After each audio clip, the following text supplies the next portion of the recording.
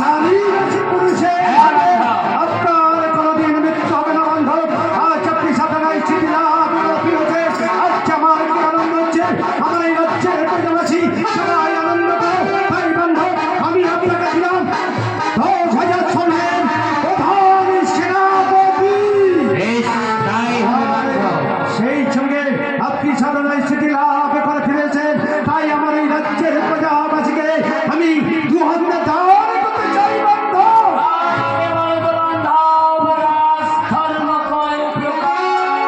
কি বলেন বান্ধব? রাজা বিরাটকে বলছে রাজ ধর্ম কয় প্রকার, তবে বলছি বান্ধব রাজ ধর্ম হচ্ছে 4 প্রকার।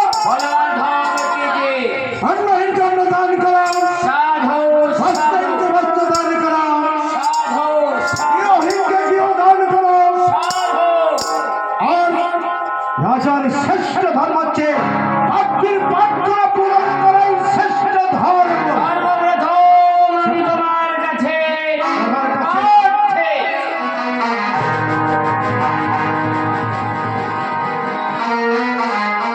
কি বলে বান্ধব? ছোটবেলায় থেকে আপনি আমাকে কোলে পিঠে করে মানুষ করেছেন, তারপর আপনার ভগ্নির সঙ্গে আমাকে বিবাহ দিয়েছেন, তারপর আপনি বলছেন আমার কাছে আপনি ভক্তি হতে চাইছেন। বলুন বান্ধব কি ভক্ত হতে চলতে চাইছেন? আমি আপনাকে 2,000 টাকা দিব। কি বলে বান্ধব? কি বলেন? রাজা বিরাটের মুখের কথা বিশ্বাস করেন না?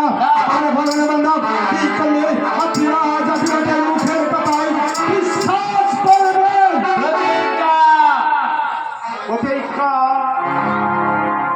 প্রতিজ্ঞা করতে হবে। আমার ভিত্তি বলেছে পবিত্র সিংহাসন বস্তু করে দেশ করে দেবতার নামে শপথ করতে হবে। আমি যা চাইব হাসি মুখে জানিবে আমার। বেশ বান্ধব, হচ্ছে অনন্ত আকাশ, নির্মেষ সন্ধ্যা বসুন্ধরা পৃথিবী আর আমার 33 কোটি দেবতার নামে স্মরণ করে আপনার পিতৃ পরিচয় স্মৃতি বিচারিত এই রাজ সিংহাসন যে আমি প্রতিজ্ঞা সত্য সত্য সত্য সত্য সত্য সত্য সত্য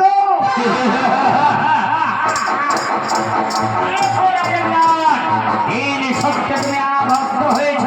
আমি যা চাইব তুমি হাত ঝুঁকে গান করবে আমার। তুমি কি চাই জানো বান্ধব? আমি চাই আপনি চান সেই কুচক্রী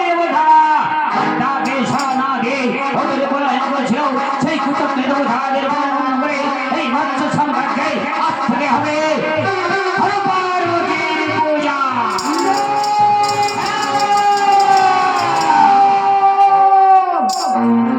না না বান্ধব, না না এমন কথা বলবেন না বান্ধব। পূজা অর্চনে প্রজাদের ব্যক্তিগত অধিকার। আমি রাজা হয়ে আমার এই রাজ্যের প্রজাবাসীকে সেই অধিকার আমি কেমন ভাবে চিনিয়ে দেব। আমি আমি আপনার পদতলে বসে আমি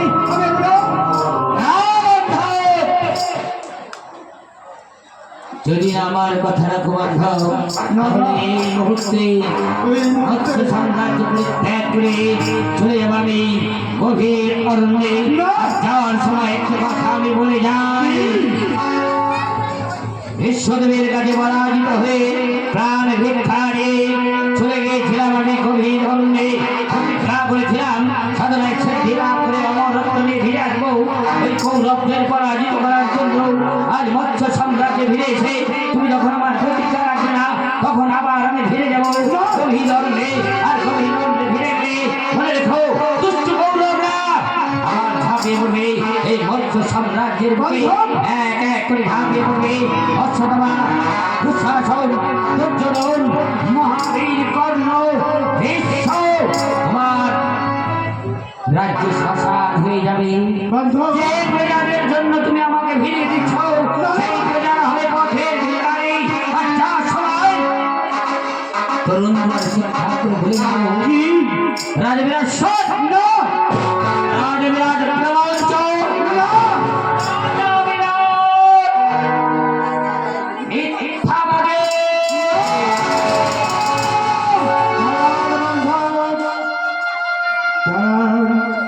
রাজা বিরাট নয় ঠক নয় প্রমাঞ্চক নয় মিথ্যাবাদী। আজ থেকে আপনি যা বলবে আপনার কথা আমি অক্ষরে অক্ষরে পালন করব বন্ধু। শর্মাকে দিয়ে আদেশ দিয়ে দাও, আজকের মুক্ত সম্রাটকে একমাত্র হরবার বলে বুঝাবে, আর হলো দেব দেবীর পূজা হবে না। আপনার কথা রাখতে আমার রাজ্যের প্রজারা যদি বিদ্রোহ করে তাদের কাছে কি করবেন বন্ধু?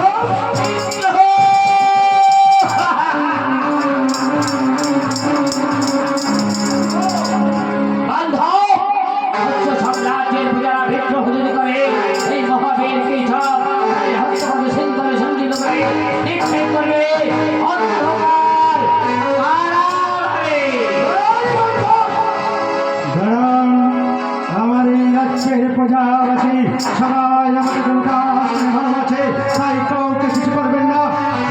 শুনুন বান্ধব শুনুন, ওই যে দেখতে পাচ্ছেন আকাশে বিপদের সংকেত। বলুন তো বান্ধব, এটা কোন মাস? এটা চৈত্র মাস। আগত চৈত্র মাসে গোটা মৎস্যনগরে অমঙ্গলের ছায়া দেখতে পাচ্ছি বান্ধব। যদি কোনোদিন বিপদ আছে সেটা আপনারই জন্য, জীবন চলেছে সেটাও আপনারই জন্য। ওই দেখতে পাচ্ছেন বিপদের সংকেত। তাই আমার এই মৎস্যনগরের প্রজারা কেউ যদি বিদ্রোহ করে তাদের সবাইকে আমার সম্মুখে ধরে আনবে। সন্তোষকে জানিয়ে দিস, এই মৎস্য সাম্রাজ্যের বুকে কেউ যদি বিদ্রোহ করে তাদের সবাইকে আমার সম্মুখে ধরে আনবি। এই রাজা বিরাট ক্ষমতার রাজা।